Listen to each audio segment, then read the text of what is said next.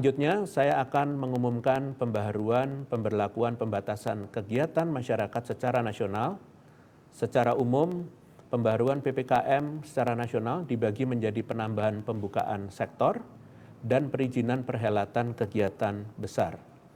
Berdasarkan Instruksi Mendagri Nomor 43 Tahun 2021, pengaturan aktivitas di level 4, 3, dan 2 di wilayah Pulau Jawa Bali, yaitu penduduk usia kurang dari 12 tahun diperbolehkan memasuki kawasan pusat perbelanjaan atau mal atau pusat perdagangan di wilayah Jakarta, Bandung, Semarang, Daerah Istimewa Yogyakarta, dan Surabaya dengan syarat di bawah pendampingan orang tua. Dilakukan pembukaan bioskop dengan kapasitas 50% dan syarat pengunjung kategori hijau dan kuning pada daerah level 4 dan 3, serta pengunjung kategori hijau di Peduli Lindungi pada daerah level 2. Operasional hotel non-penanganan karantina diizinkan dengan kapasitas maksimal 50% dan syarat pengunjung berkategori hijau dan kuning setelah screening Peduli Lindungi, sedangkan untuk anak usia kurang dari 12 tahun wajib memberikan hasil negatif COVID-19. Fasilitas pertemuan di dalam hotel ditutup khusus bagi level 4, sedangkan diizinkan untuk level 3 dan 2 dengan sistem makan non-prasmanan.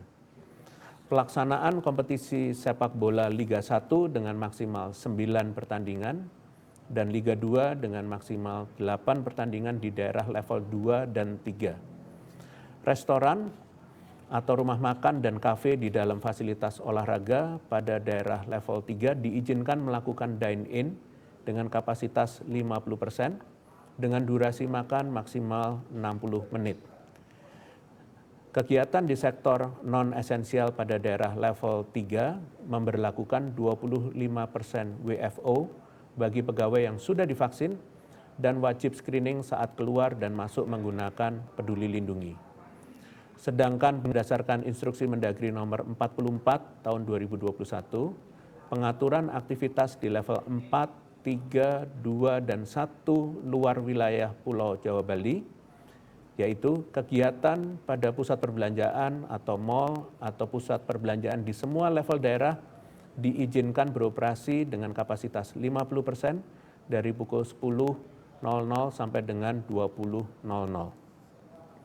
Bioskop baik yang berdiri sendiri maupun yang berlokasi di pusat perbelanjaan atau mal pada level 3, 2, dan 1 dapat beroperasi maksimal 50% dengan syarat pengunjung tergolong kategori hijau di Peduli Lindungi. Penggunaan Peduli Lindungi untuk masuk ke supermarket dan hypermarket. Penetapan kapasitas rumah ibadah sebesar 50% pada daerah level 4 dan 3, dan saya hendak menekankan bahwa virus tidak mengenal batas negara, begitu juga masyarakat dunia yang saat ini semakin terhubung. Oleh karena itu, kecepatan dan menyeluruhnya kebijakan pemerintah terhadap seluruh aspek kehidupan masyarakat menjadi kunci penting untuk menentukan efektifnya kebijakan pengendalian COVID-19.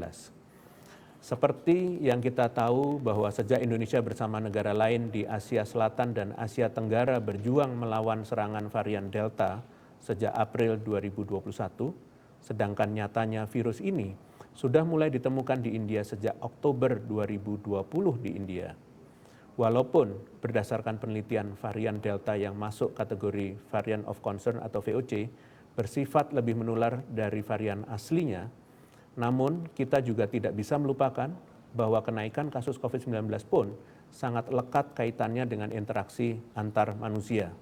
Sehingga dapat kita simpulkan bahwa terjadi gelombang kedua di Indonesia tidak semata-mata terjadi karena kekuatan infeksius dari Delta, namun juga akibat kepatuhan protokol kesehatan yang menurun, sehingga kasus-kasus yang ada di hulu menyebar cepat akibat interaksi antar manusia yang meningkat seperti pada periode libur panjang dan kegiatan sosial ekonomi masyarakat.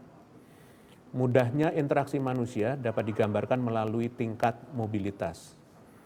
adanya jeda antara kemunculan varian yang masuk ke suatu daerah dan kenaikan kasus yang menjadi gelombang baru bisa terjadi karena butuh waktunya untuk virus menular dari satu orang ke orang lain dan akhirnya terakumulasi menjadi kumpulan kasus dengan varian yang sama. Namun temuan dari Arino et al. Tahun 2021 menyatakan bahwa pembatasan perjalanan dan aktivitas masyarakat secara spesifik dapat menunda lonjakan kasus akibat importasi kasus dengan varian baru, dengan catatan upaya antisipatif dilakukan dengan segera. Dengan fakta tersebut, dapat kita simpulkan bahwa Indonesia cukup mampu untuk melakukan tindakan antisipasi lonjakan kasus dengan baik kala itu, sehingga dapat menunda ledakan kasus dalam kurun waktu lebih dari 5 bulan sejak varian Delta masuk ke Indonesia pada bulan Januari 2021. Namun, belajar dari gelombang kedua yang dialami Indonesia dengan banyaknya korban yang berjatuhan, maka kita tidak bisa berpuas diri hanya dengan menunda saja, namun lebih optimal mengurangi angka importasi kasus dengan memasifkan tes dan karantina. Kita harus mengetahui pula bahwa dalam mencegah lonjakan kasus, berbagai upaya pengendalian harus dilakukan sebagai bentuk penerapan kebijakan berlapis.